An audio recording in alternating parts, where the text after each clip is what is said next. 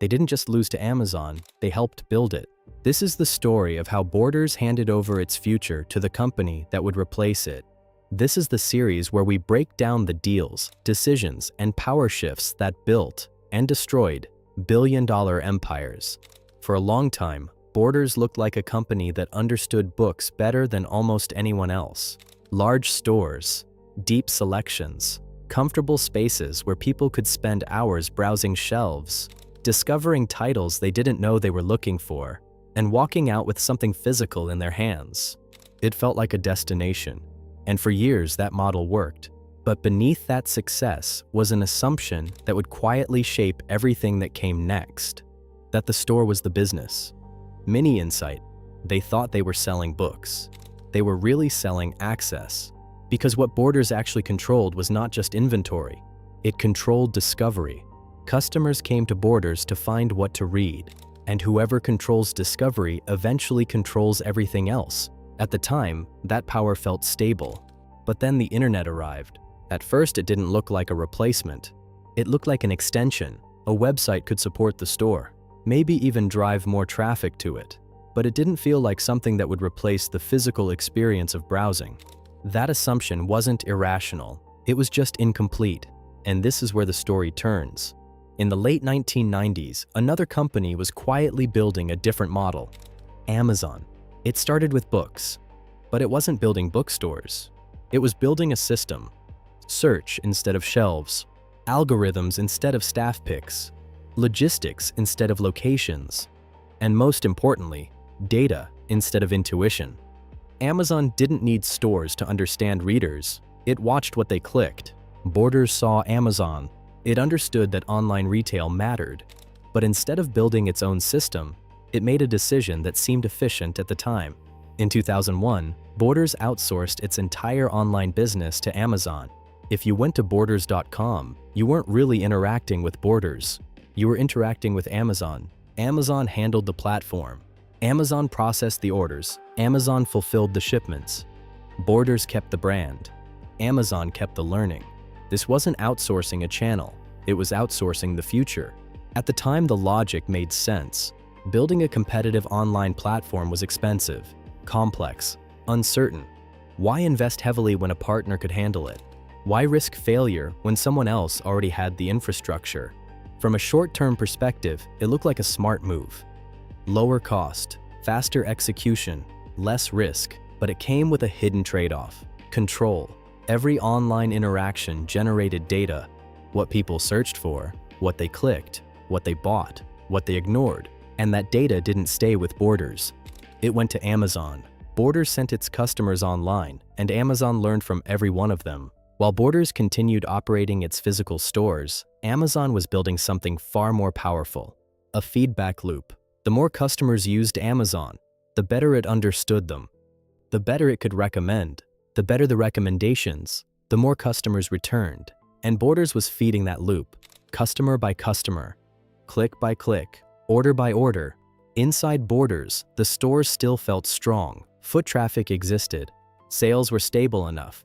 The urgency didn't feel real. The present was still working, so the future didn't feel necessary. And this is where the second mistake begins to take shape. Because even after seeing the shift toward digital, Borders didn't just hesitate. It doubled down. More stores, larger locations, higher fixed costs tied to physical retail. The company continued to invest in the very system that the internet was slowly making less relevant.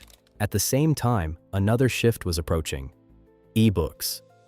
The idea that books could be read digitally wasn't entirely new, but it hadn't yet reached a point where it felt inevitable.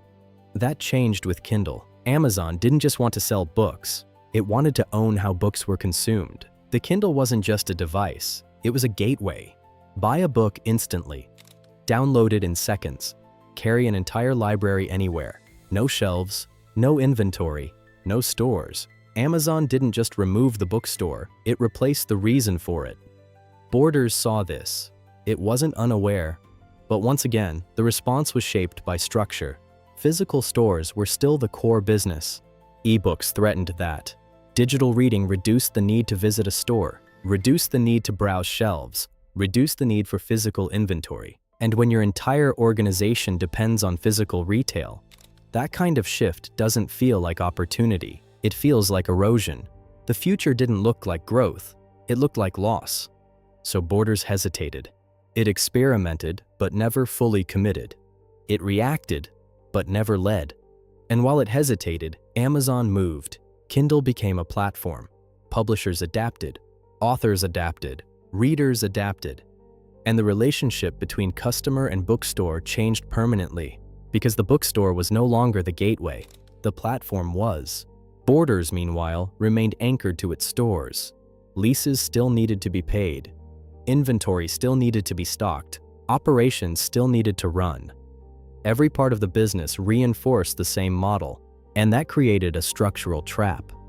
Every step toward digital weakened the system that kept Borders alive. Investing in ebooks reduced store relevance. Investing in stores reduced digital urgency.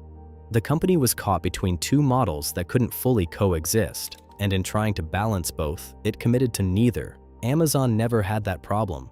It didn't need to protect stores. It didn't need to justify old infrastructure. It could move entirely toward the future it believed in. Amazon wasn't just faster, it was unconstrained. By the late 2000s, the gap was clear. Amazon controlled online book sales. It controlled the leading e-reader. It controlled the customer relationship. Borders controlled stores, and stores were becoming less important. The decline didn't happen all at once. It felt gradual, manageable, until it wasn't. Sales dropped, costs remained, flexibility disappeared, and eventually the system broke. Borders filed for bankruptcy in 2011. Stores closed, employees left. The brand faded. Borders didn't get crushed overnight. It slowly gave away everything that mattered. The common version of this story focuses on Amazon's rise, but the more uncomfortable truth is about Borders' decisions. Because Amazon didn't steal Borders' customers. Borders handed them over, first through outsourcing, then through hesitation, then through a refusal to fully embrace the model that would replace its own. This wasn't a failure of intelligence. It was a failure of alignment. The company understood change. It just couldn't act on it without hurting itself. And that is the real pattern behind many billion-dollar collapses. The problem isn't that companies don't see the future, it's that they can't afford to choose it, at least not without sacrificing the present. Borders chose to protect what it had. Amazon chose to build what came next. And in that difference, an entire industry shifted. Today, books are discovered differently, bought differently, read differently. The store is no longer the center. The platform is. And the same decision is still playing out in other industries. Outsource the future, or build it yourself. Protect the system, or replace it. Borders made its choice, and the consequences are still visible every time someone buys a book without ever stepping into a store. If you want to understand how Amazon turned that advantage into something even bigger, and how one strategic decision helped build its dominance, the next story begins with a deal. The deal that built Netflix.